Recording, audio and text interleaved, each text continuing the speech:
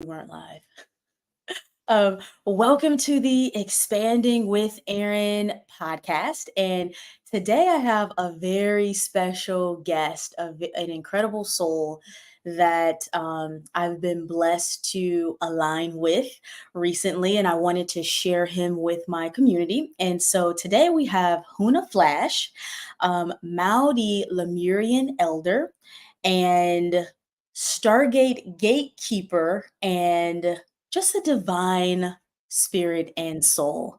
And so today we're going to be talking a lot about ancient Lemuria. We're going to be talking about the disappearing of Lemuria and the whole mystery surrounding it and so many other cool things. So, Huna, great to have you here. How are you? Fantastic. Thank you. Greetings to you and the sweet, sweet, dearly beloveds, your audience here, sweet, sweet, dear ones. Thank you for your welcome, and you're so kind, divine, very kind. Thank you for being here. So, not many people know about the Maori, that group of people in who are native to New Zealand. Is that correct? That bunch of people, yeah. that, And so that the first tribe were time way down under. the first time I heard about the Maori was actually from a Hawaiian elder, one of my sweet sisters and spiritual mothers that I met in Kauai. And so to connect with you a few months after, it was just so divine because I literally asked Spirit, I have to meet a Maori native. So can you share with us about your upbringing in the Maori lineage and traditions? Absolutely. Without tooting my horn too much, um, let me thank. I'd like to thank the elders who saw to guide us together. Let me thank them, as we always recognize our elders and our relations and our brothers and sisters in Hawaii. As Hawaii is one of my ancient homes, as some may know, some may not. For those who don't, I am of Maori descent. Maori simply means children of innocence, or more glorious children of heaven. Literal meaning. It's literal meaning. It is spoken in a few ways. Erin, it is also spoken as Mahdi. If you're familiar in the Damascus area, Syria and Iran, Iraq, Mahdi is also spoken in that language as well. Mahdi, Maori, and Hawaii also speak Maoli, and all the other islands also speak Maohi. Same thing. Who are the Maori? What do you mean, children of heaven? How can we claim to be the children of heaven when everyone claims to be the chosen ones there? Mm-hmm. Mm-hmm. But it's not inclusive. It's not just the flag of New Zealand that are Maori. And our understanding of the feeling of Maori is we are all Maori. What do I mean? It's Maori is colorless. Okay, Maori is not a race. Maori is our link to our innocence. In other words, also you can also include Lemurian in this. As we speak Maori, we speak the dialect, we speak part Maori and part Lemurian within our language. So there is this flag, right? There is a Maori flag, we say. So we have a Maori flag that says we're Maori. Okay. And then, if everybody is Maori, surely they have their flag too. Yeah, they do. It doesn't matter what country you're from, you have a flag. It represents those certain areas. But as we all understand the memory and the journey towards the rekindling of our innocence, right? Mm-hmm. We hold to that, and we are great sticklers, and we like to hold to that in our culture, that we are all Maori. Everybody's Maori. Everybody's returning to Lemuria. Everyone's returning home. Okay. I see. Of course, it's easier said than done. And I think we're getting better at it. Despite what's going on in the world, I think we're getting better at it. Actually, if everything is serving us, everything serves the moment, dark or light. Sometimes the dark doesn't know it's working for the light. It's moving us all together. Okay? Pain Mhm. and sorrow, joy and laughter, everything's going off all at once. Anyway, Maori, being born in this and growing up in the 60s, born in the 60s, growing up in the 60s and 70s in New Zealand was an incredible time for me. And my tutorship and my education. And of course, still learning even at the ripe old age of 60. Mhm. But my education doesn't only source from New Zealand. It sources from many elders and many tribes from around the world, and my connection to them and my travels, let's say. So being Mhm. Maori is just to remind and remember that we are all traveling home together towards each Mhm. other. I Mhm. have the saying. There's a saying in Lemurian, right? This is not Maori. This is Lemurian. It's this sound, matako. Though my feet walk in an opposite direction, know that I always walk towards you. Mm. No hello and there is no goodbye. There is matako. Okay, matako. I can So feel the vibration of the words that I guess we would say are Lemurian words.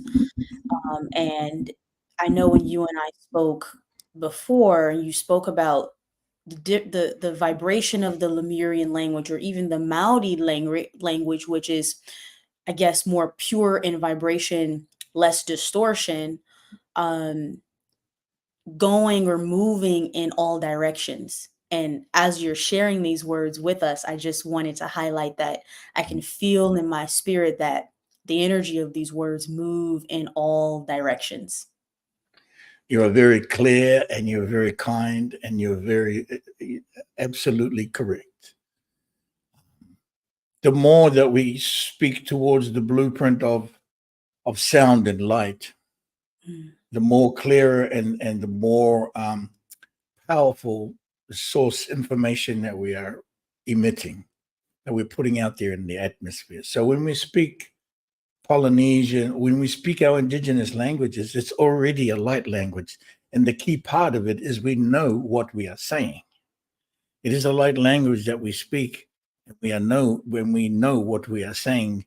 If you've had enough education, okay, and you speak several indigenous languages, or you are connected to several indigenous languages, that's a wonderful, powerful source education.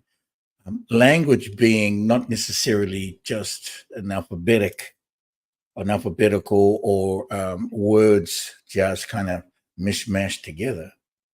You know, it is a language of energy, vibration, frequency, and it is very magnetic. When you speak this kind of language, you're not actually talking about something. You are talking the thing. You are saying the Mm. thing that is the thing, and not speaking about a thing. Mm. Oftentimes in the English language, you are speaking something that does not necessarily mean what you are speaking quite often. Right. Yeah. Yeah. And so there is a deception there, not by anybody's fault, but that's just the way it's built. There was a reason also why it's built. Okay.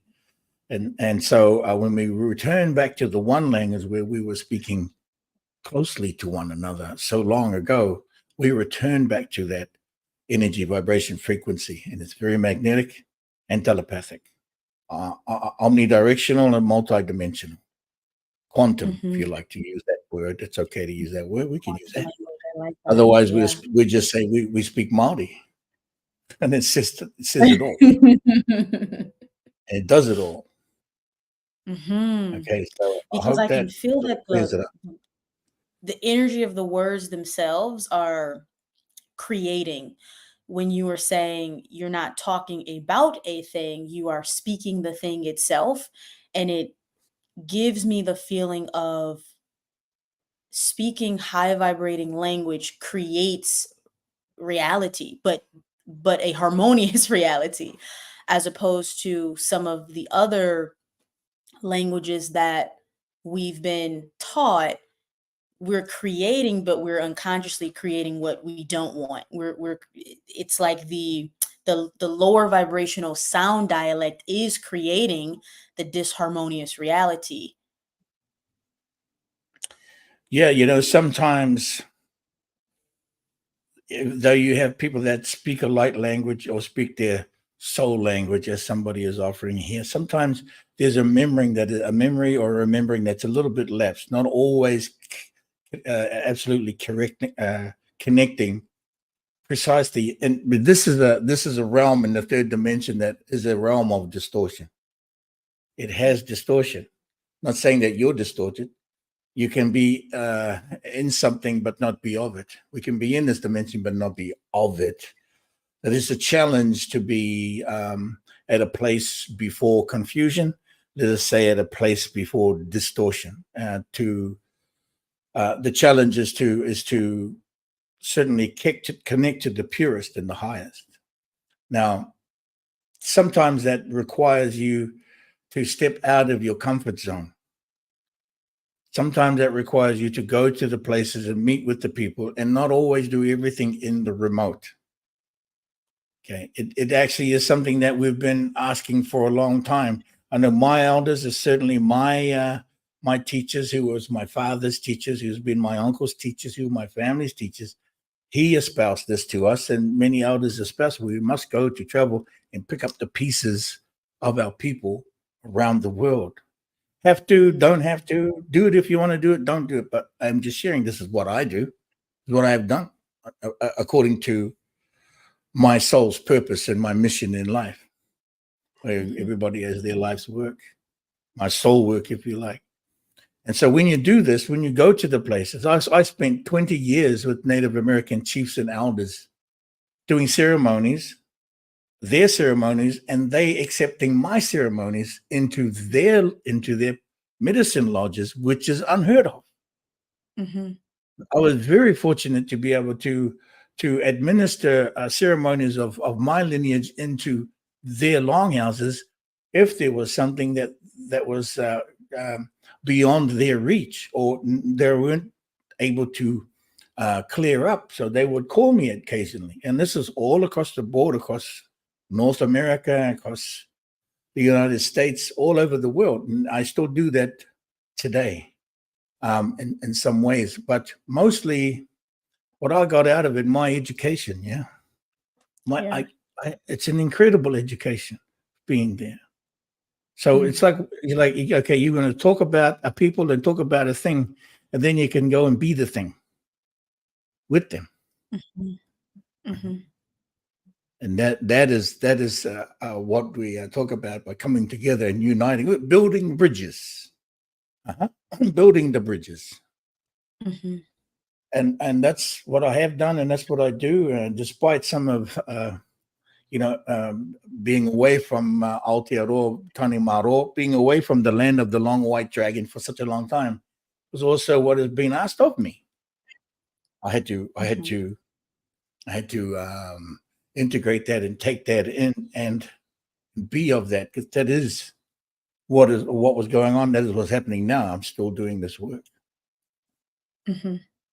So it sounds like growing up in the traditional Maori lineage has given you access to ancient Lemurian ways and practices that the modern human may not be privy to. So, can you share with us what it was like to live in that culture and develop spiritually at such a young age? The Maori culture is a living culture, living and breathing. Breathing, sacred breath is very important. We live and breathe our culture into all the inanimate objects to breathe life into them. As long as the Maori is on the planet, breathing, kicking and breathing and doing the things that a Maori does, this planet continues. There's an ancient saying that says, so long as there's one remaining on the planet, the rest, they will all return. Meaning not just Maori, but all beings, all life.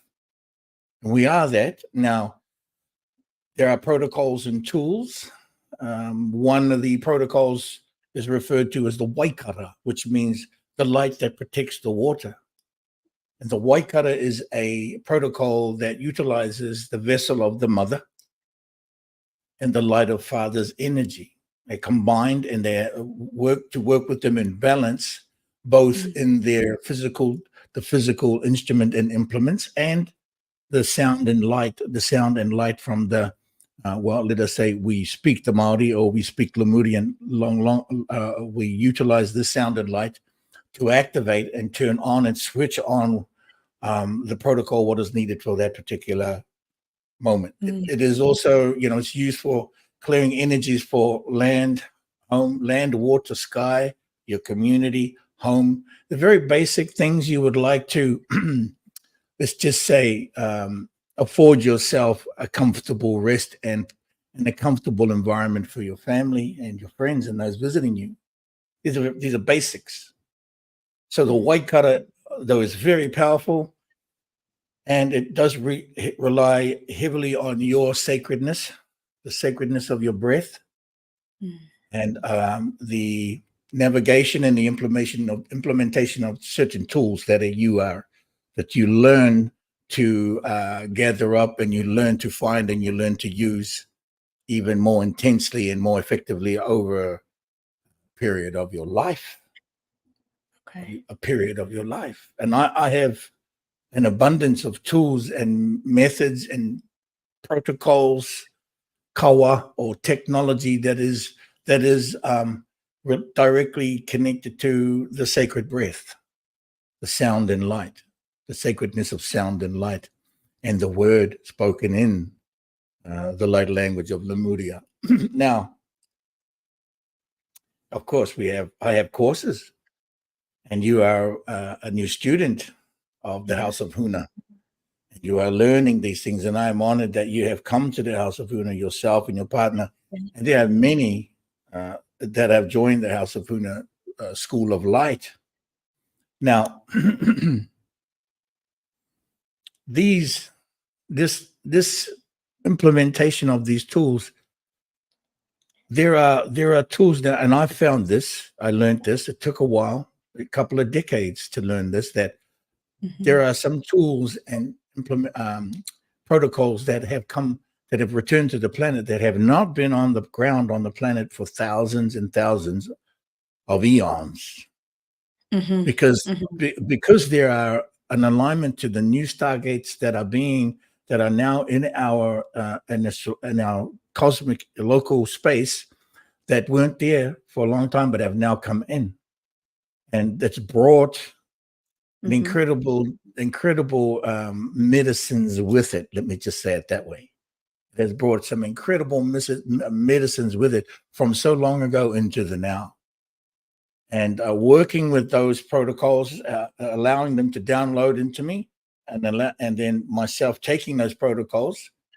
You could say alchemy if you like. I would go beyond the alchemy, the words of English and these words of Greek, and speak directly into what is the kawa. Or motu kawa, we call the medicines of through these stargates, and implementing them in certain locations that's needed, the work to be done, and that's confirmed after a while of you doing the work, knowing that you've done, you've placed this blessing here or there, you place the items and the protocols in the right place. You must have courage depending on where you're going. You might have to go up a mountain 15,000 feet. 13,000 feet. You might have to go into an underground cave down underground, where I have been. I have been up 14,000 feet. I've been under the ground in the cave of Morgana in Ireland. I have been in stargates in the mud, and stargates in the water, and stargates in the ocean, and stargates on hills. and portals, different portals, all kinds of places. And I've confirmed these things for myself. I can share this with you and with our sweet, sweet dear ones here. That journey, and of course, a mission, should it be your mission, is an incredible journey of information and education, and a wonderful learning of the knowledge of vibration, energy, frequency, and the magnetic. Okay, and your ability to command and control this through your DNA and emotions and all these things. To the challenge though is to continue with the sacred breath.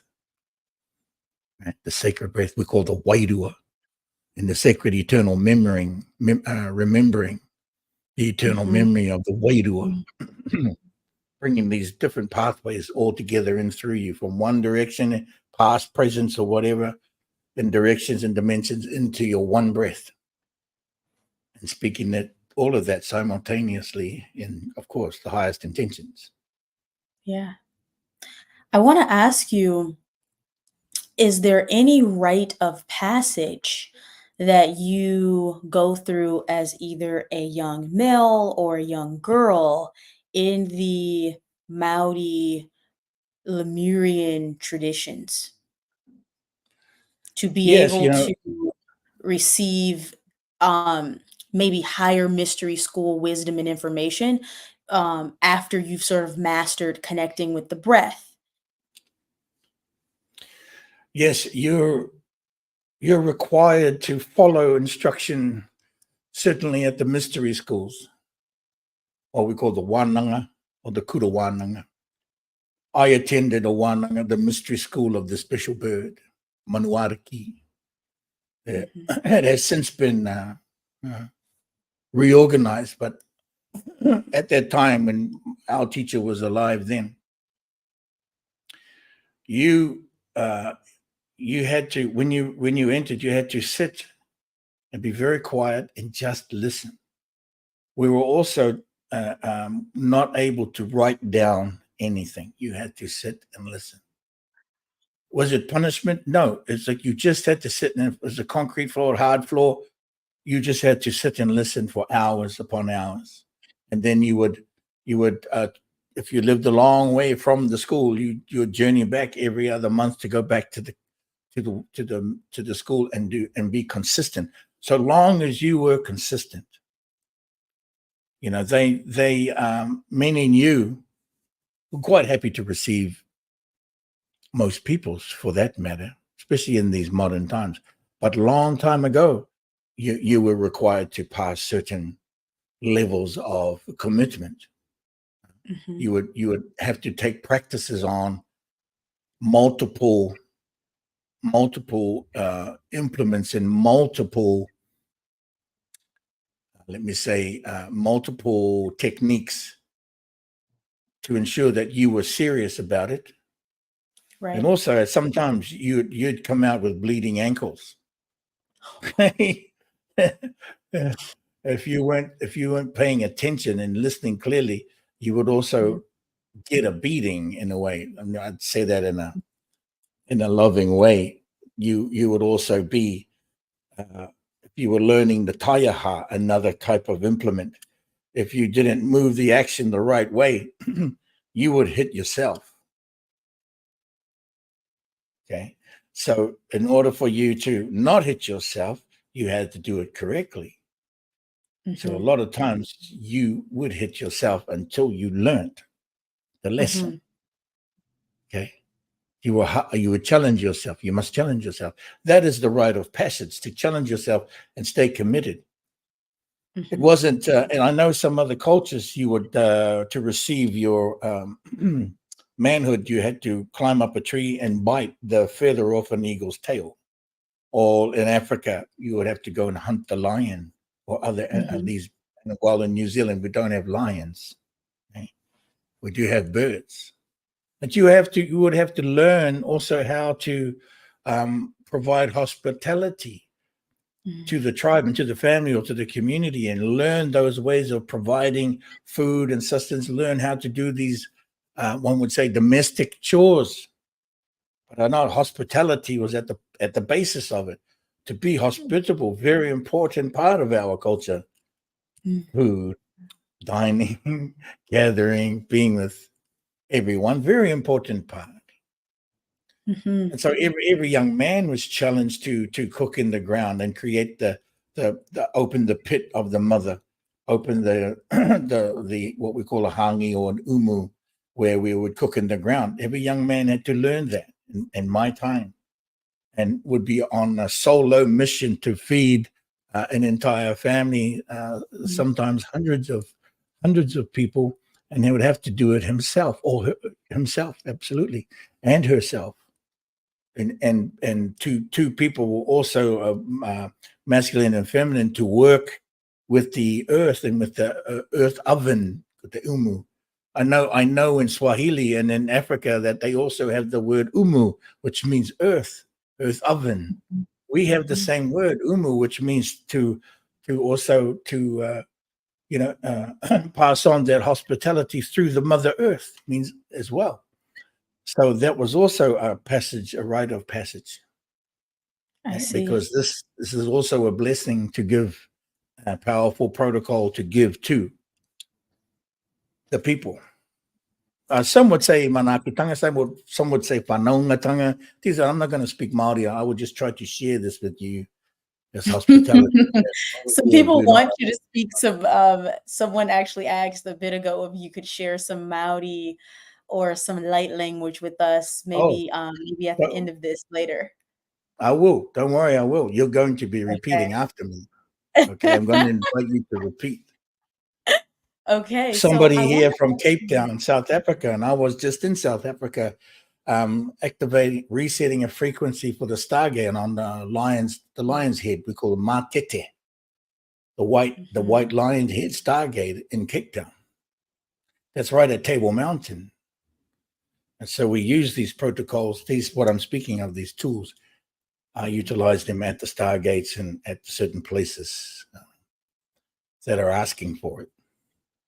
So, as I can imagine, there's a lot of sacred, hidden information that you've probably received through your mystery school trainings. But can you share with us what you can about Lemuria or Mu, the ancient land of Mu, and how your lineage and ancestry has been able to hold on to the remembrance of those times? Yes, there has been a remembering, a very powerful remembering for some. Certainly, you cannot Google these things I'm talking about. If you're going to Google things that I'm talking about, you'll probably run into my name and what I've been sharing about, and a certain few others. There aren't too many that share these things in this level. Sure. There is in Maori, but you'd have to learn Maori. But also that Lemuria began so long ago when there was the first mountain.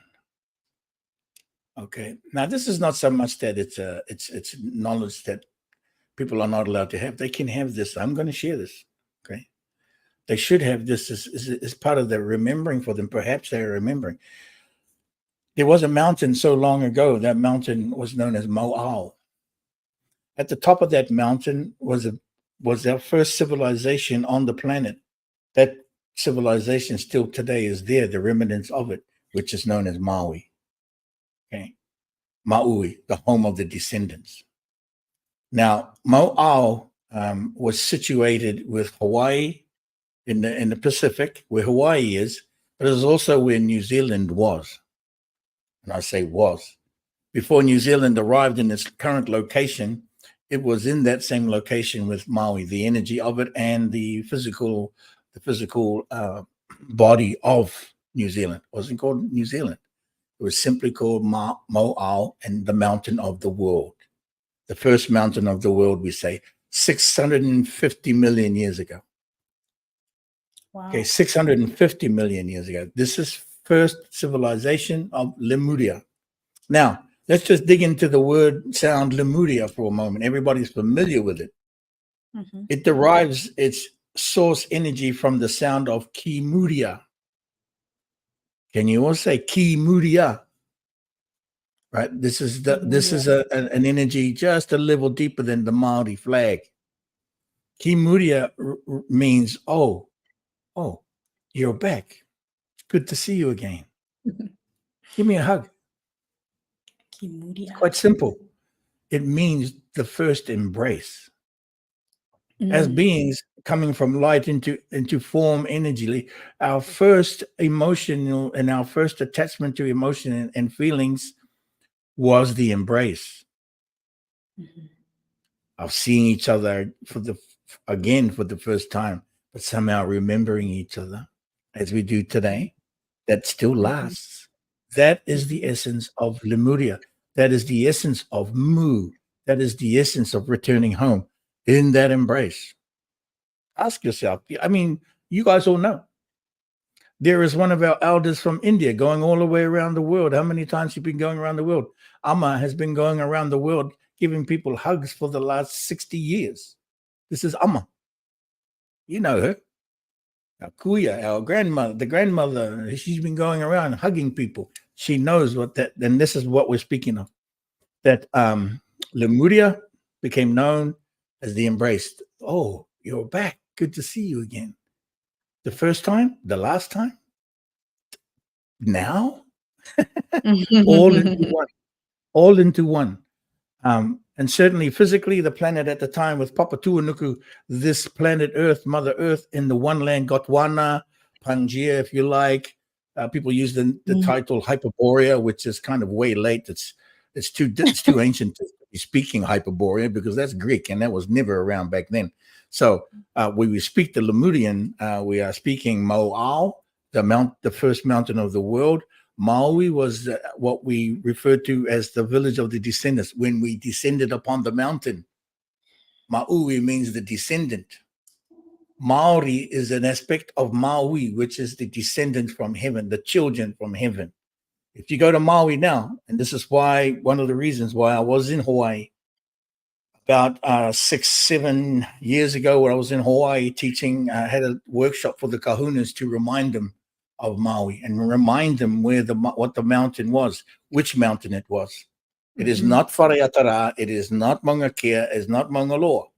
It is where Maui is now, but Maui was at the top of the mountain. This is when the mountain was above the sea level, the level of the water.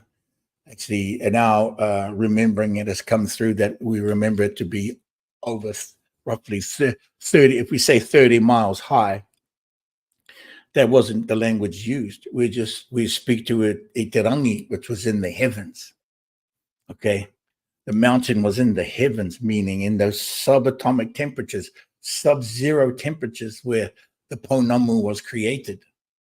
There's another aspect of this, of the stone that comes from that mountain, that came from New Zealand. This is why we say New Zealand is part of that mountain, because that stone was transferred when New Zealand broke away from that landmass. It moved to where it is now. It carried that stone with it. And that stone was forged, created on the mountain so long ago. It's called Pounamu, or they call greenstone. We don't use the word jade, but okay. Chinese have the word jade. Asians have the word jade.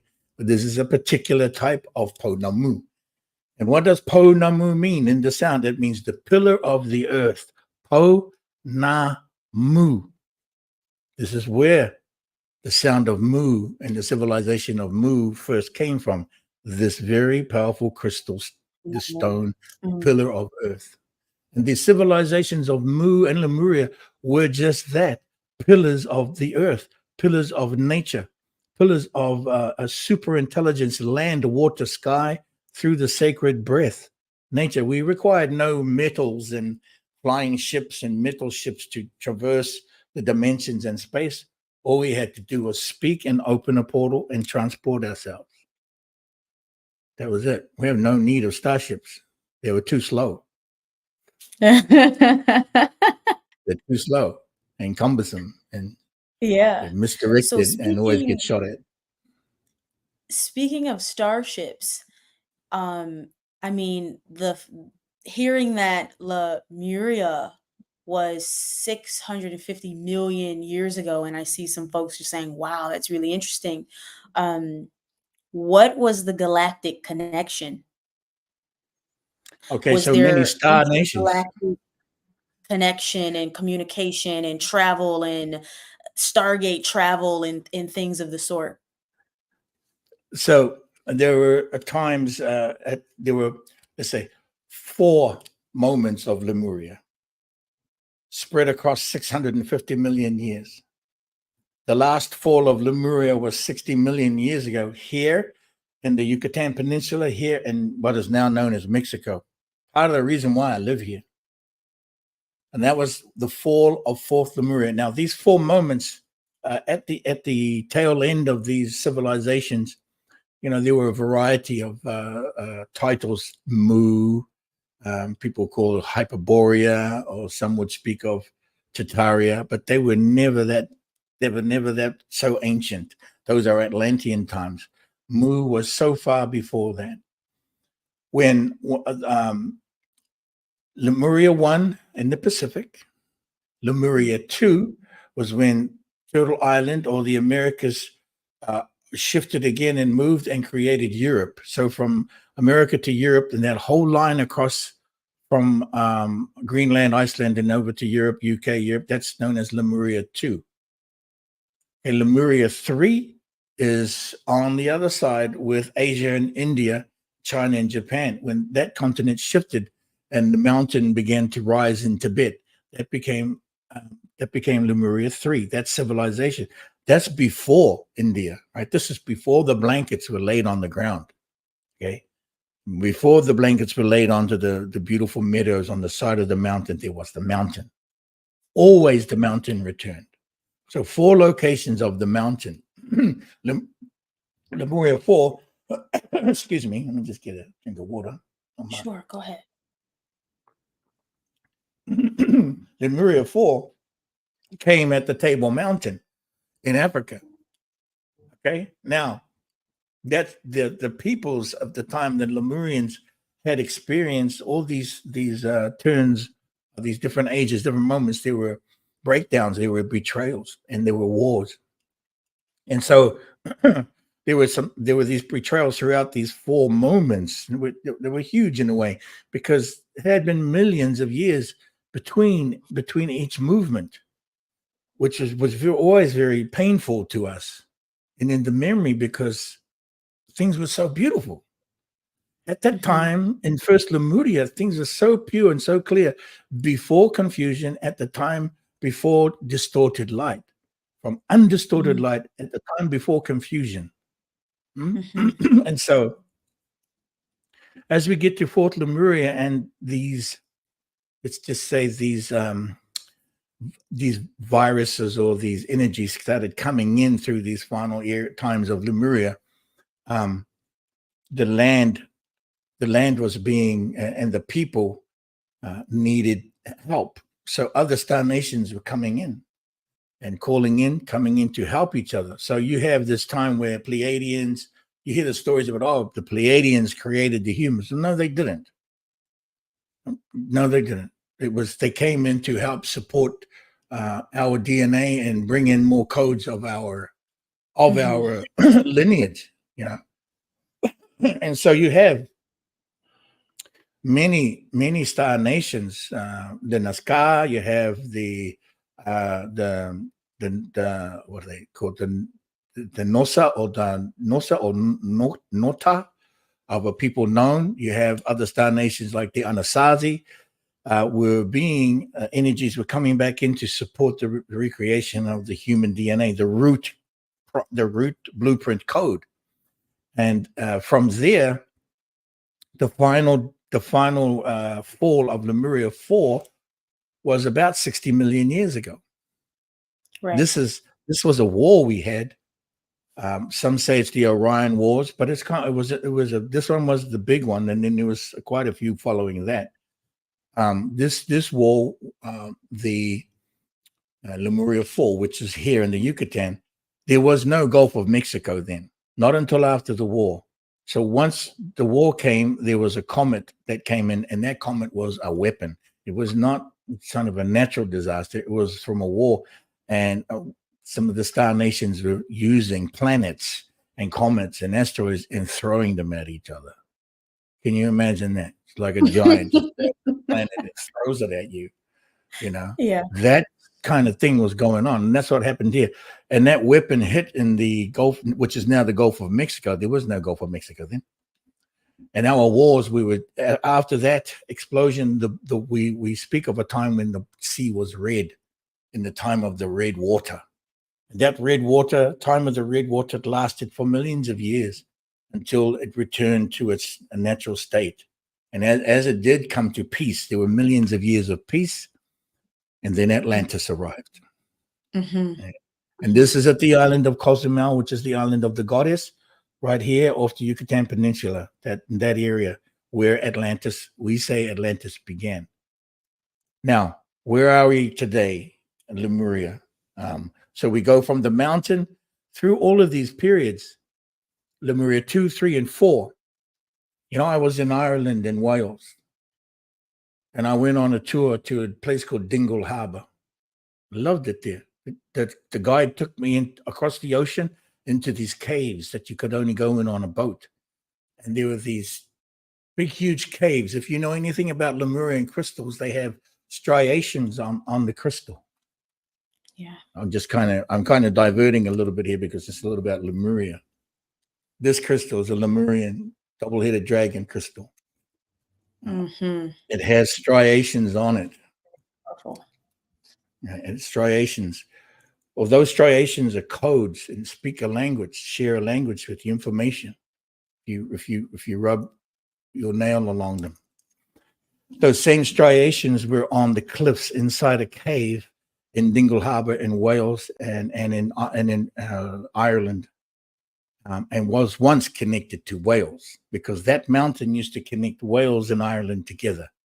Okay, this is where the stone for Stonehenge comes from second Lemuria.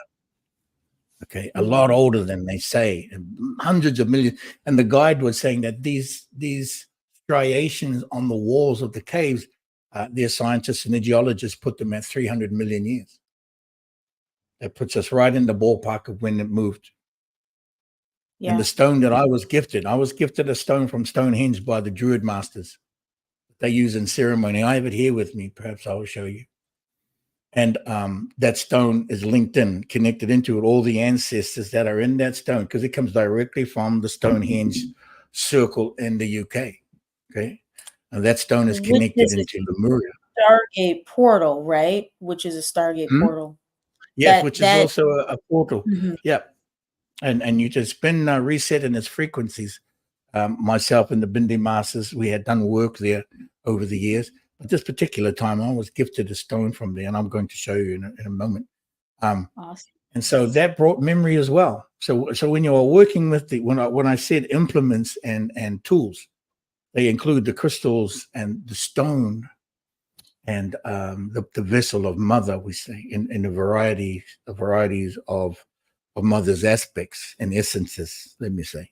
Okay. Mm-hmm. And her wonderful character and personalities in the vessel of mother. And we acknowledge this. We acknowledge these. We have to. And so we come to Lemuria 4 and we have the fall of Lemuria. And then you go into Atlantis and different stages of Atlantis, which there were 4 different stages of Atlantis, particularly Atlantis 2, where you remember mostly Kemet came out of that Atlantis. Mm-hmm. And the Anunnaki and the Naki energy, the Archon energy, and the experiments at the laboratories of Adam and Eve. And there were several, I don't want to say several, there were at least 3 Adam and Eve moments, which are laboratories. Okay. Well, of course, we're told otherwise by, who, right? Those that don't want us to know want to just cover it all up. But no. So you have Atlantis that comes along. Now, I say today, and I proclaim this through the work that's been done, that we have now, as we completed Atlantis, which ended in the Pacific, by the way, at Easter Island, right, and the Marshall Islands and the Marquesas, and those megaliths, even in New Zealand, the megaliths in New Zealand, and the stone in the Pacific, where Atlantis returned back to Lemuria, it returned back to the nature. It did full cycle, came around, and went below, out of Africa, below South America, and all the way back to New Zealand again, and in the Pacific, Easter Island, those places over the last, let's say, 100,000 years. Okay, now, of course, we arrive in our lineage today as Maori people, and we are of an ancient lineage. But today, I have spoken that we are now in Lemuria 5. This is Lemuria 5. You can say Age of Aquarius all you like if you want to speak Atlantean.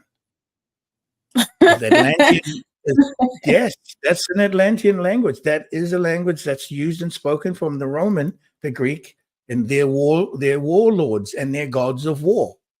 If you are with that, then you are speaking directly into those energies. Some would say so it's just really semantics. draconian. It would really be draconian language. Yes. Yeah. Yes.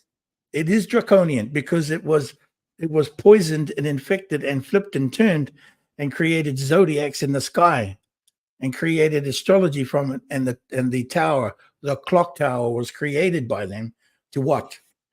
Enslave humanity. So for the last 250,000 years, we've been going through that system and entrapped in it through. And okay, you might say, well, Huna, it's semantics. It's just either Draconian, Jesuit, Julian, Adamic, whatever, but okay, we have been through so much suffering and pain, and some of it we've been caused because we can't remember. Or we're being made not to remember. Some people today are helping many to wake up and many to awaken. We appreciate your work and the works of your friends, including Billy, many people. But also this is the work that I do. And some would disagree that humans cannot do this, the being cannot do it. Only Yeshua can do this. That's fine. You can have your story. The point is, allow all to serve. We are serving this coming together in unification. Like it or not, that's what's happening. And I call this the age of Lemuria 5. Yeah, I mean, there's been an undoing already. It's happening. There's been an undoing. The codes we speak now today, and I'm going to share some with you, are the undoing of the things that did not serve into the things that will serve the entire kingdoms of heaven on the ground. Yep. Thank you. Can you bring the Stonehenge over there in the pouch? I get the Huna Tamaki. Sorry. Oh, no worries at all. I'm excited to connect with the energy of that stone. I mean, I know it's just going to activate all of us. So while we're on this conversation of the Draconian dark masters and lords, can you talk about who they are, what their intention is? Because there's so much information out there, but myself and we have the ability to speak on these from a place of total sovereignty and empowerment, which is the intention that I want to bring into the conversation on the draconian infection and infiltration. Boy, now, because we are part in our DNA of the vertebrae in our form, we are of the dragon energy. Because we have the vertebrae, either it's invertebrate or vertebrate. Either way, it's carries the energy through the center of our being. This is also an Anunnaki or Draconian. Sorry, not Anunnaki, but a Draconian, a part of the Draconian or reptilian, part of the dragon lineage. Now there are dragon families that were created by the created dragons of Lemuria. There are Draconian dragons and there are Lemurian dragons. In their light essence, there is quite a difference in the light essence and the agenda, and the consumption of their own babies. Okay, it's a natural thing for alligators and crocodiles to eat their young. That's what they do. That's not an evil thing. That's what they do. Okay, that's part of the nature. That comes from, or certainly comes from an ancient lineage of the Draconian. Ancient beings on the planet also, it also was infiltrated and interrupted and put into some of the beings. Now as we have this vessel today, this human being vessel with the vertebrae, there were some families so long ago in Mesopotamia, in the Mediterranean, okay, Atlantis too, let me speak to that star nations, draconian star nations, entered with the Archon essence, certain Anunnaki agendas, and placed it within their DNAs during the times of Adam and the Eve laboratories, and placed that into and interfered with the human. The Mayans were interfered with. That's why they could not grow anymore. They were interfered with. They used to be as tall and as big as Maori and Samoan and Islanders, and our people huge. They are no longer. That comes from these experiments that took place with these draconians. And so there were certain lineage of people in Europe. We call them the draconian families, the lizard family, right? The so-called royal families of the elite in the UK, which became the Winstons, right? The Windsors and the Rothschilds, and these family lineages throughout Europe, who were they were taken over. Some would say that they were already Draco. Well, I think they were taken over because their original DNA came from Kemet and Kim. And Kim, although Anunnaki at the time, before there was another turn, and in Kemet that turned through Egypt, that brought another infection in. So the word is everybody is innocent, okay? Just allow the light to come. So, okay, but this is what happened with the modern lineage, and that infection came through the lineages in Europe, and came through and created the systems that we have lived by for the last 5,000 years. Now, that trait the Maori refer to this as Pakeha. It means an infection. Okay. Some would say Palangi in Samoa, which means white people. So, some would say the Haole in Hawaii, which they are referring to the ones who walk with no breath. Haole. Okay, these are very powerful codes, and actually codes that we need to toss out now because they're not needed anymore. But hello, this is part of the work we do. Yes. Okay, so that Pakeha infection came through, and no doubt everybody was upset about it. All countries, right now, as a on the way towards that, the Draconian nations coming out of the which was the Polaris and the North Star, before called Draco, in the Northern Star constellation, they decided to come to Earth at another time during Lemuria, and they had been coming in and out, and they said yes to one deal and negotiating deals, and they betrayed I can't tell you the exact names of these certain kings of the kingdoms of Draco. I don't have that. What I do have is that alignment, that story, and that pathway that shows us in the stone and in the water and in the mountains and the sky and the land, that still holds that memory. If you can connect to it, right? As well as in the language, the sound and light. And so this was taking place, which many Draco nations came in. The Archons, they infected the Jesuits, that stole the Jesuits' culture. In Egypt as well, with the Anunnaki taking over and bringing the ideal of serving a god, one god, when the people served each other and were spoken of as many gods, because each person was speaking from the sacred breath. Everybody spoke from the sacred breath. That means that in a way, sharing the words of God to each other meant that there were more than one God when they were sharing it to each other, sustenance for each other. And the people were multiplied and unified at the same time, not as one God, but many gods sharing the sacred breath and medicine together. That all got messed up, right? And so Anunnaki, another star nation, came in, These were giant nation people that came from other planets.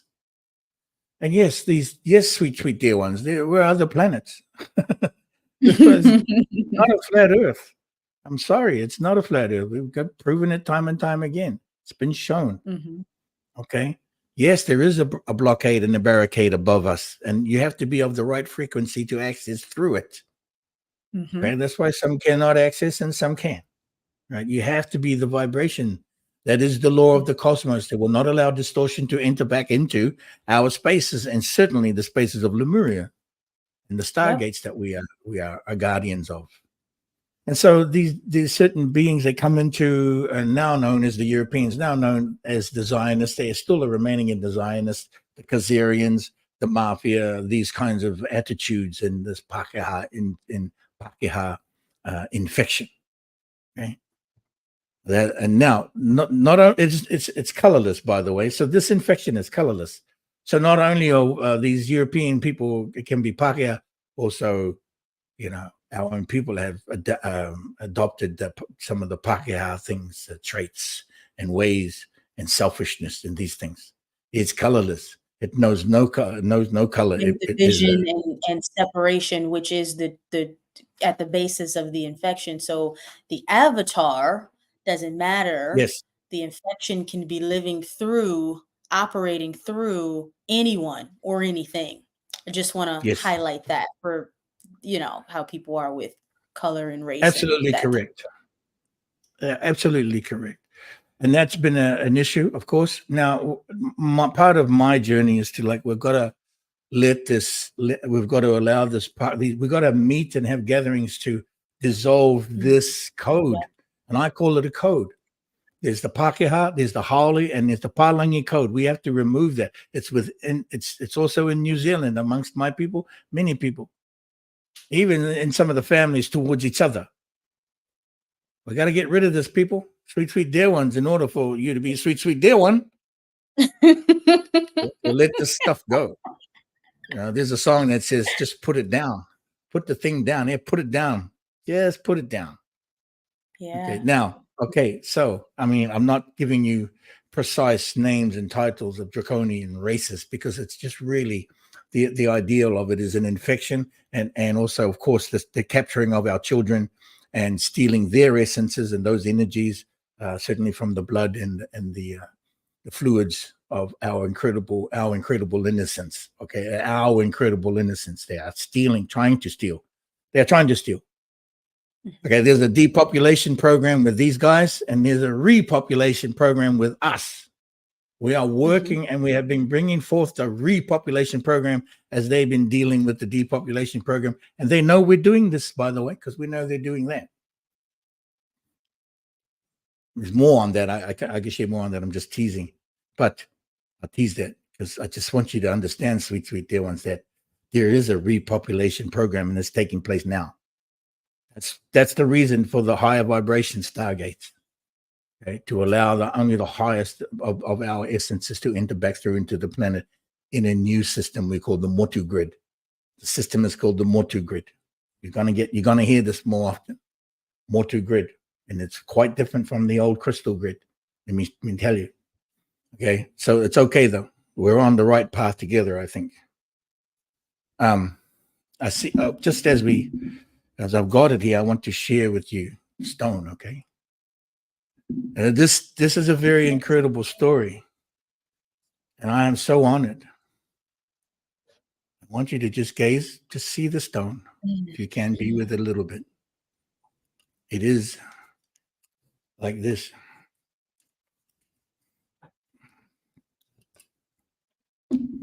It is like this, as you see. I'm being guided to circle back to something really incredible and powerful that you said that I want people to absorb.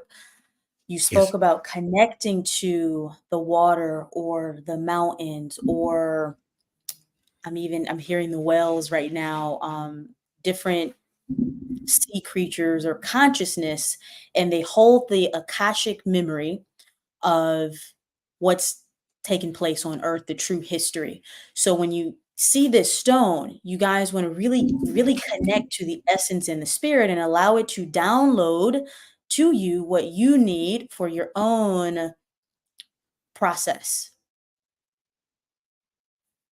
And this is also what we can do when we're out in nature. We connect to the essence, the breath, the life in all things to recollect our memory.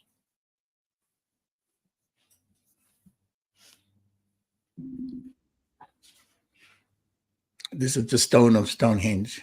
It's illegal to have this stone. It is. You're not meant to take any stone from out of Stonehenge. The only ones that can enter Stonehenge are the Druid masters from the Obad Society in the UK. The one person who go ahead.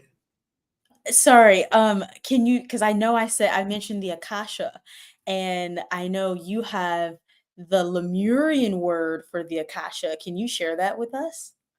Wairua, Waidua.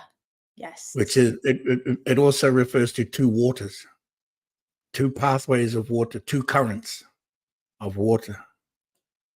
Mm. It's eternal memory. Wairua.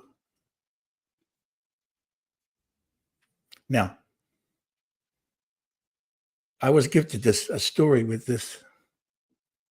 There's a prophecy or a proverb that was spoken, and I came to learn that it was spoken 8,000 years ago in a little village in Santa Barbara on the California coast.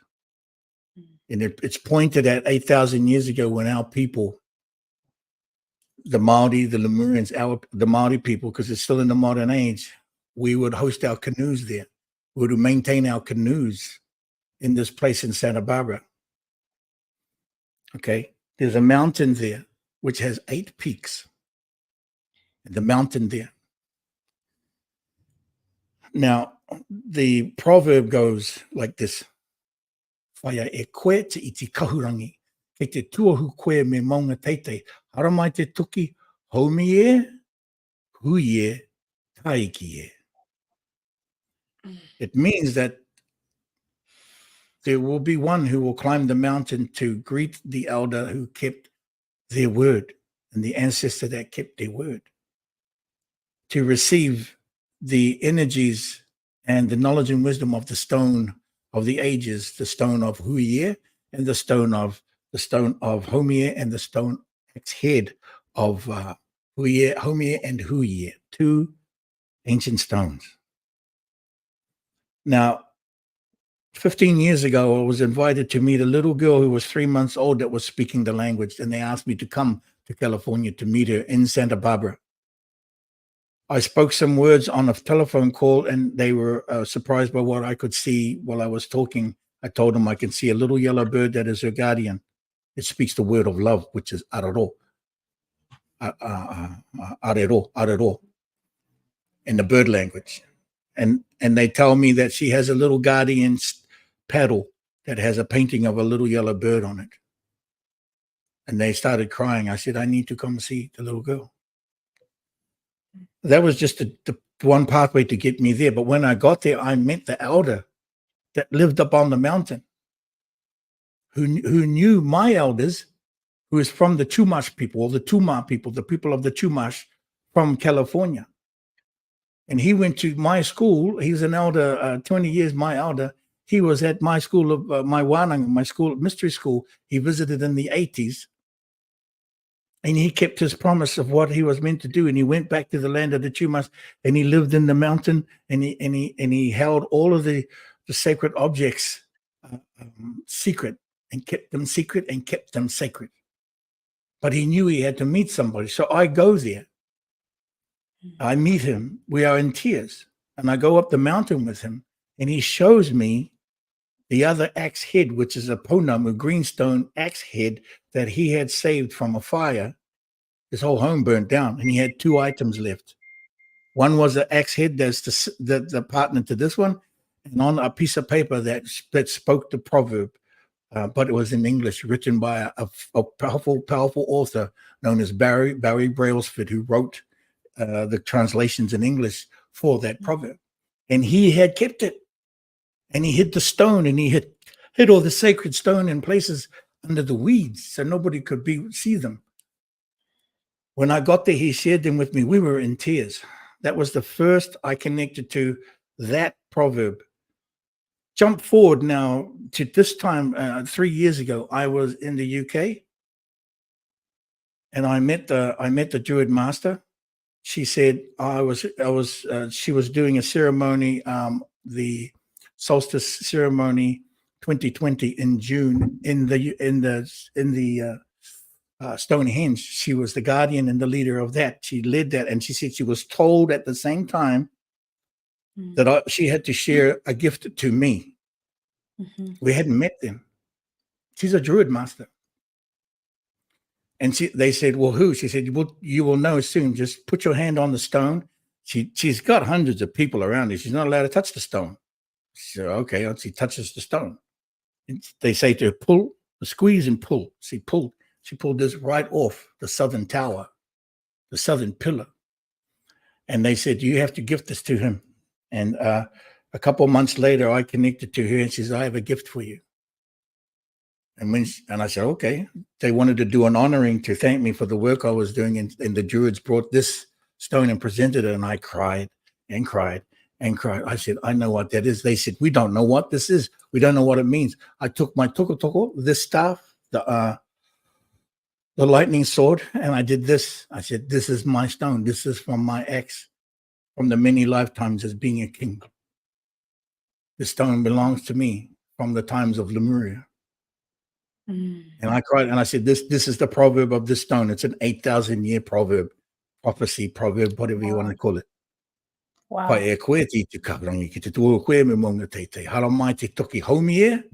This is Homier. Huye was the other stone head, Taiki. That's where that originates from. From the people of the thatched canoe, the Chumas people in Santa Barbara. And from the Druid circle and Druid stone of Stonehenge, but from Lemuria. Wow. I'm sorry, I tried to rush that in, but I don't know how else to say it. Yeah. No, it's okay. So we're looking at the completion of an 8,000-year-old proverb through you connecting with these individuals and going on this sacred journey. I just wanted to summarize so people can understand the essence, the frequency built into what you are sharing with us and allowing us to partake in. Now, it's 8,000 years because that was the time when the Chumash people realized and remembered who they were at that 8,000 years ago, and remembered that our people, the Lemurians, the Maori, the Polynesians, the Hawaiians, who is their bloodline, landed in that area. And you can still see the remnants of our people there today, up in the mountains, the mountains of the 8 peaks pointing to the 8-pointed star of the mother to the planet known as Kahurangi. You can see it from that location. I stood on the Hangi stone to see, and it was amazing. So much to share there. That is in the land, the water, the sky, and the stone in the mountains. Sweet, sweet dear ones. This 8,000-year prophecy is important because who is sitting here before me now is Erin and yourselves, sweet, sweet dear ones. And this was not gifted just to me. This was gifted to share with you. It wasn't about me. It was to remind you. And it comes from the Druid masters. They do not share anything with anybody. It's true. Trust me on that. Trust me on that. They shared it with Father because I am their father. In a way. Yeah, we'll talk more about these things. Now, there's one other thing I want to share with you before we switch gears again. I hope I can. Is that okay? Absolutely. Of course. I have in my this plastic, wonderful little modern container. This in here looks like sand to you. Okay. But this is not sand. Right? This is pure crystal. Not touched by man. It's pure like powder. It comes from one location on the planet. Okay. In here, of course, one little grain of this is so powerful. We use this and we work with this. This is called kotahara. This crystal comes from the comet that created the Gulf of Mexico. Okay, this comes from Lemuria, when Lemuria created the Gulf of Mexico. From that very weapon came this gift, and we utilize this, and I've been utilizing this and sharing with many shamans and hunas all the way around the world who utilize, and we are able to share with them to gather this very powerful crystal in a Ziploc bag. Excuse me. It's okay. It's not leaking. It's okay. This, it is not sand. It is pure crystal. It is pure, uncontaminated, and it flows like powder. You can only get this in one place on the planet. I cannot share that with you. It's very sacred. Okay. But you can contact us in ways, and we can share with you if you are aligned to these things, and maybe touch the stone of Stonehenge. If you've never been to Stonehenge, you would not be able to touch the stone. Here you go. And we made it easy for you. We made it easy for you. Okay? You know, it's so funny you say that, because as you were sharing the proverb with us, or the prophecy, and sharing the stone, and I was hearing my spiritual team say, you don't have to walk up the mountain, I guess, that you had to walk up.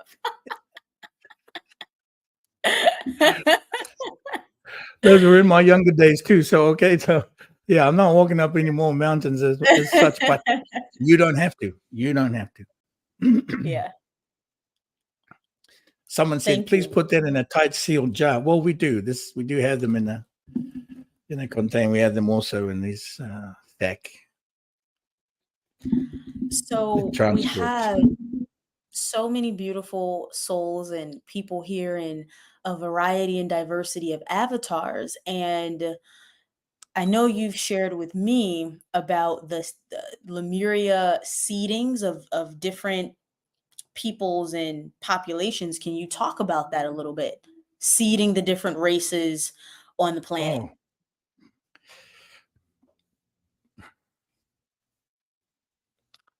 Oh.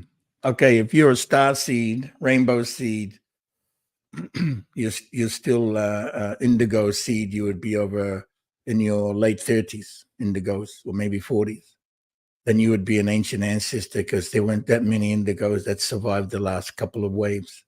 Too many were committing suicide. Even in the rainbow families, rainbow seeds were committing suicide because of the unsacredness that was brought upon them, that they were not able to adapt to the unsacredness, right? Because the way that the seeds, star seeds, felt is not what they felt was not what was on the planet, enough of it on the planet for them. They really do require the elders. The elders is required now to help seed the star seeds and to anchor them into the sacred water. To understand me, if we are speaking of the sacred breath, our breath is water, and that water must be kept sacred, and to seed the star seeds into their body and then into the earth, and to allow them to plant themselves so that the child of light can arrive here. Now, that is both in the spiritually and energetically and in the consciousness, to prepare it for the physical. The physical is going to enter, and it will be in my lifetime. The physical crystal light being will enter in my lifetime. It is in our consciousness. We are a little bit ahead of schedule now, because we work ahead of schedule. So the physical is about to catch up, as some of you may know. But this seeding, knowledge is required by the elders and the eldership to continue with the knowledge and bringing that to the star seeds, to nurture them, to encourage their light, and to even polish their light. Now, I have been tasked, and I have been blessed, incredibly so, to be the one who carries a certain activation known as the Great Seal. By the way, seal means source element ascension light.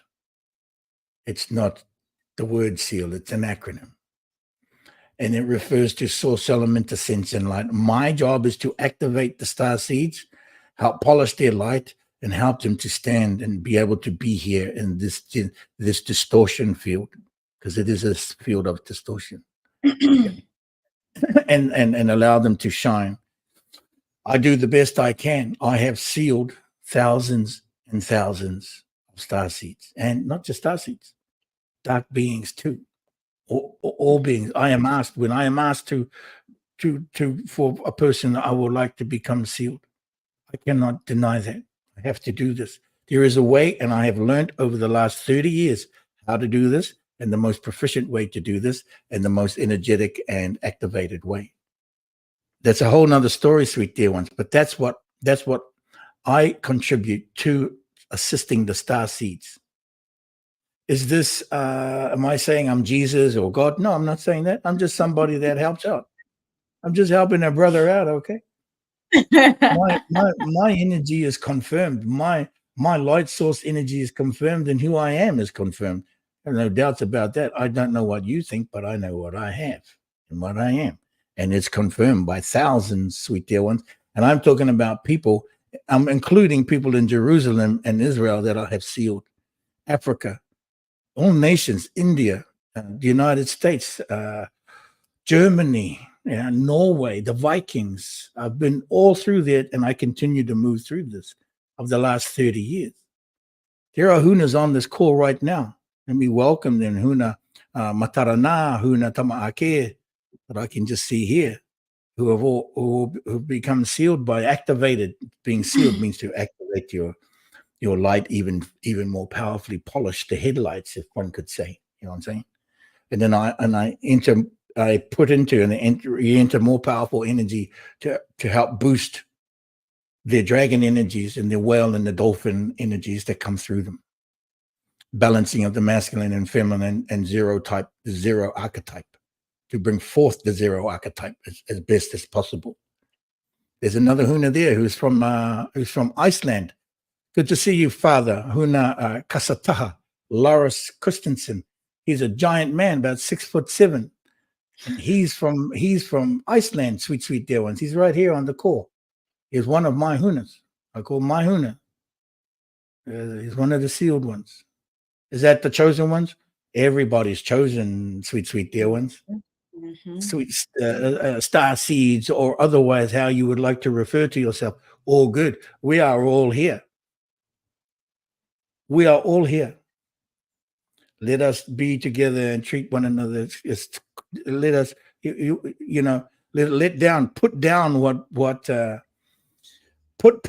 that which you're carrying that doesn't serve you, and just be with us together. Accept what I'm saying. Receive what I'm saying. I receive you for what you are saying, for you being here, sweet dear ones. I'm not asking you to believe me, but I am sharing with you what is already confirmed in what I do. Okay. And that is because I don't just do it remotely. I do it in person and location, physically, all dimensions, sweet dear ones, all dimensions, all the way to the 48th dimension within your DNA structure and back again. Right. Now, I don't know if that answers your question, sweet Erin, but I'm not going to pick between this and that one. I can only say to you.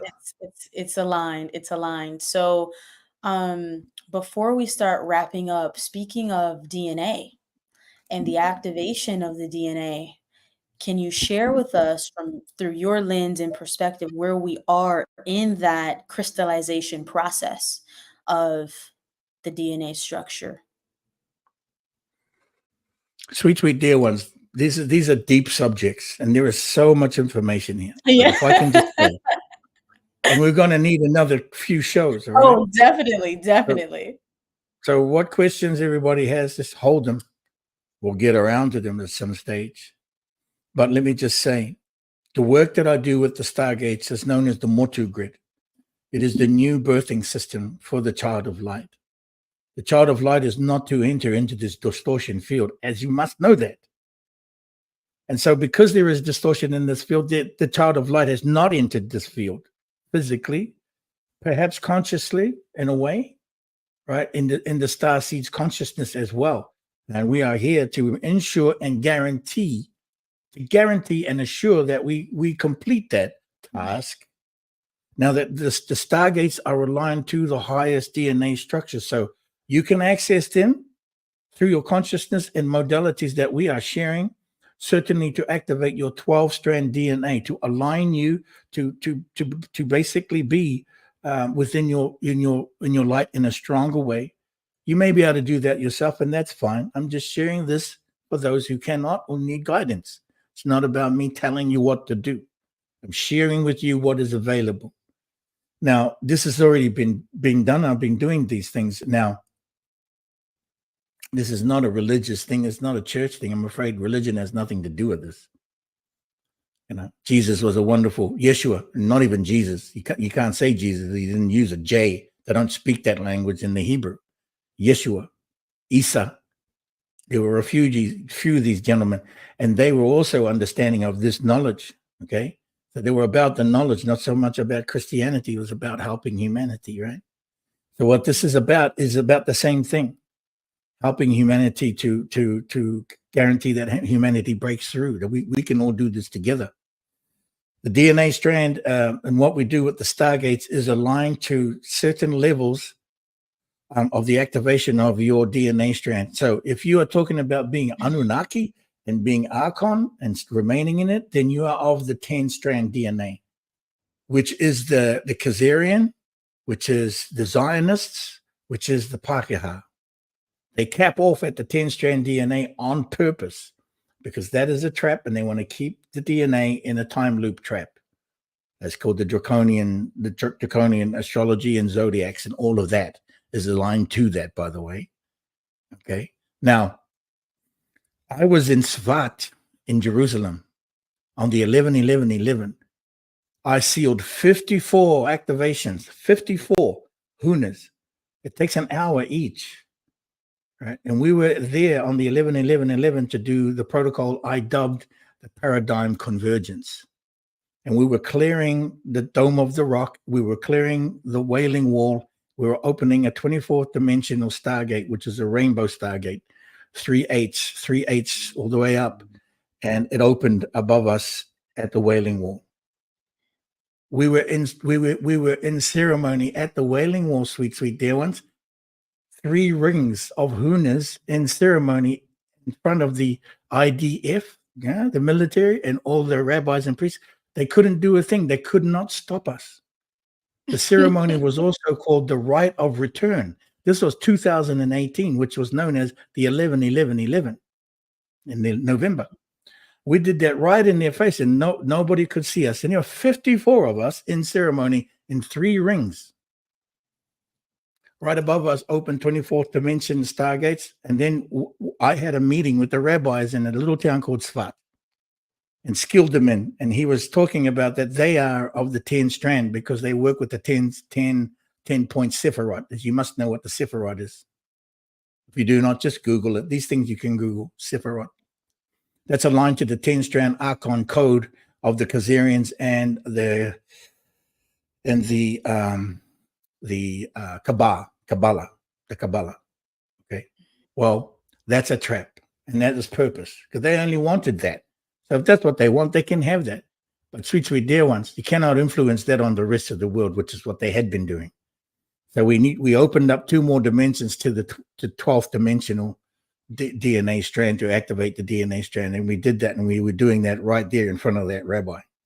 He didn't realize we were shamans. He thought we were tourists. There were 24 of us standing in front of him. And so this allows it to open. Since that happened, it's been opening for many awakening, part of the awakening process, sweet dear ones. There were many others doing what they do, but I can only share with you what we were doing, directly related to the 12-strand DNA. As that was opening, I had already activated plus 12 stargates.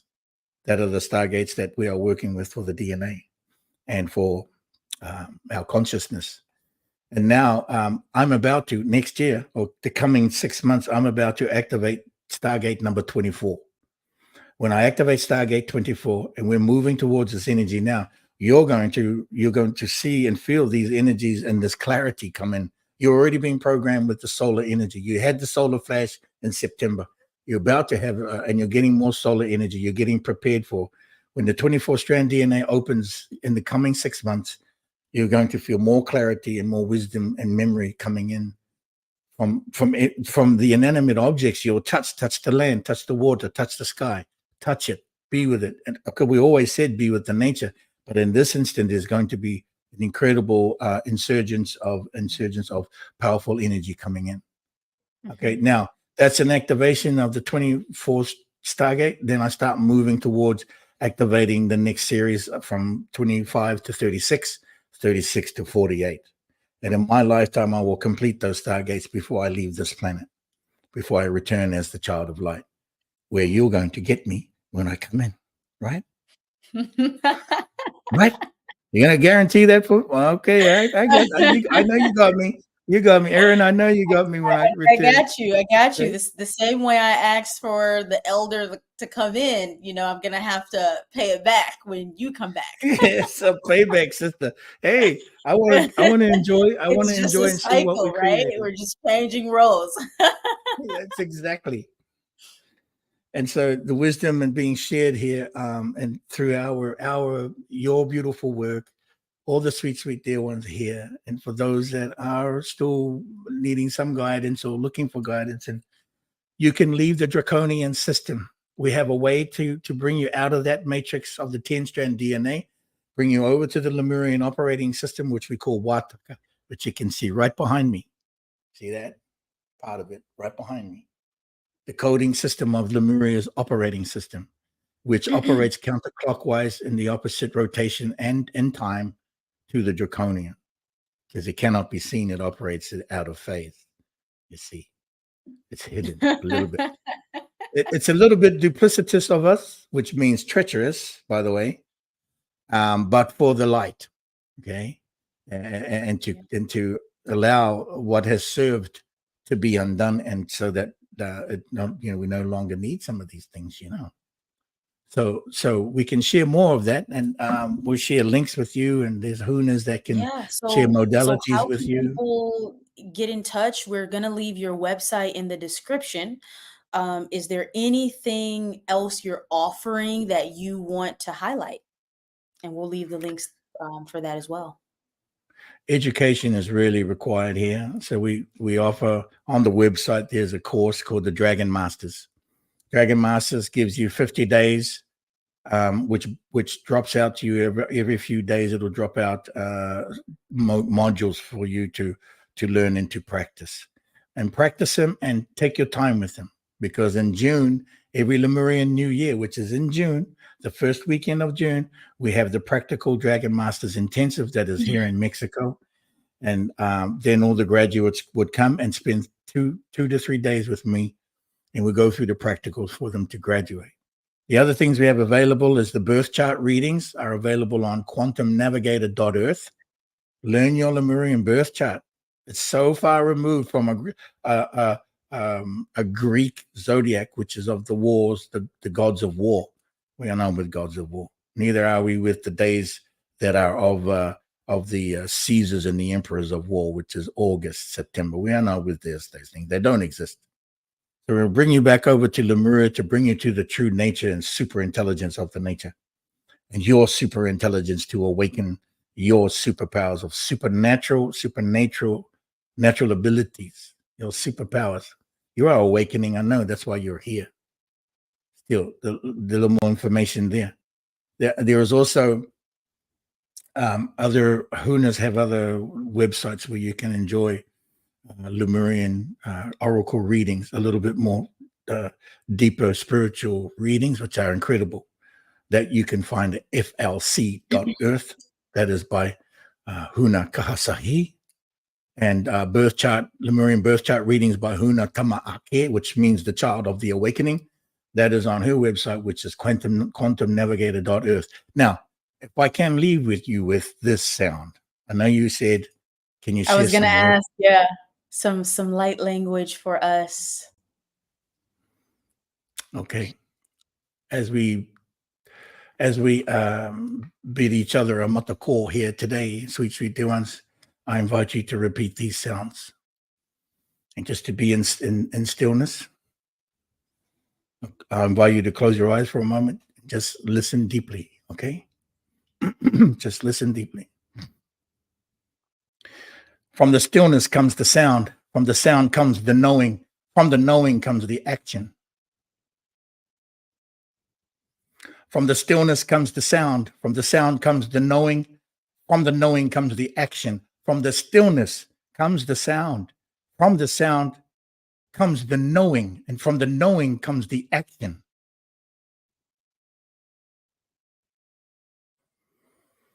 From the action comes the knowing. From the knowing comes the sound. From the sound comes the silence. From the silence comes the light.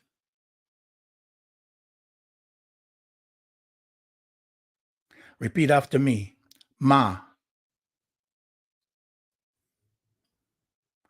You can repeat after me, Erin. Ma. First light. Sorry, I put myself on mute. Ma. Okay. First light. First light. Ha. Ha. First breath. First breath. Ka. Ka. First born. Firstborn. Wa. Wa. First love. First love. Ta. Fa. First stone. First stone. He. He. First fire. First fire. Ma. Ma. Ha. Ha. Ka. Ka. Wa. Wa. Ta. Ta. He. He. Ta. Ta. Wa. Wa. Ka. Ka. Ha. Ha. Ma. Ma. Sa. Sa. Just listen and just listen deeply as I complete. Ite ingoa, in the name of. To iri, the vibration. Oh, the frequency. The wana, the energy. Wairu a tapu, we remember you. Ite ingoa, in the name of. Te whenua, the land. Te rani, the sky. Te katao, the water. Wairu a tapu, we remember you. Ite ingoa, in the name of. Te whaia, the mother. Matua, the father. Tama, the child. Huna, the light. Wairu a tapu, we remember you. Ki ta hara mai nei, ta aroha me te mana me te kaha me te ihim, te mātauranga, te muhi o te manuanga, i tuakene, tuakene, tuakene, tuakene. Whai eriko, whai eriko, whai eriko, whai eriko, whai eriko, whai eriko. O te hiritanga o te tinana me te hiningaro me te mātauranga, a huna, huna, huna, ina, ina, ina, un ra, in the light of days, inua, in the seasons of love, ina tau, in the light year, ni marana, before confusion, ni marana, pure crystal light. Ni marana. Lemuria 5. Ni marana.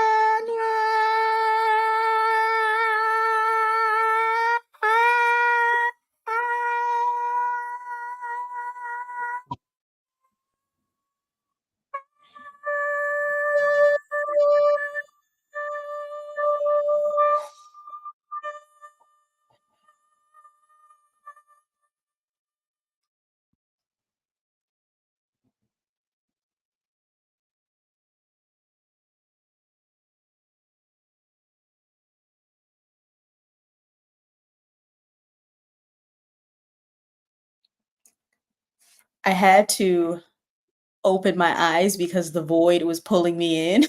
So I felt myself going into the source field, and I was like, okay, wait, I can't go into total self-realization, right? Like right here on the spot right now. Hey, you got Oh to my host the God. show.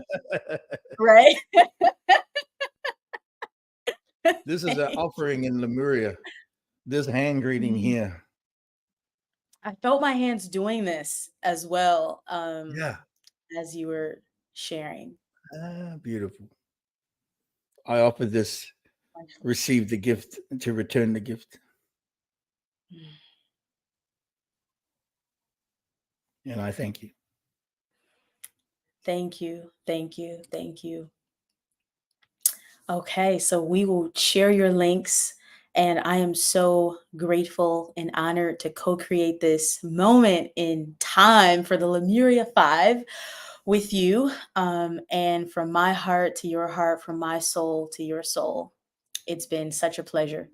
And thank you all for hanging out with us. And we will definitely be back together with another discussion and transmission because there's just so much, right? There's just so much to share. Thank you all. Wawa.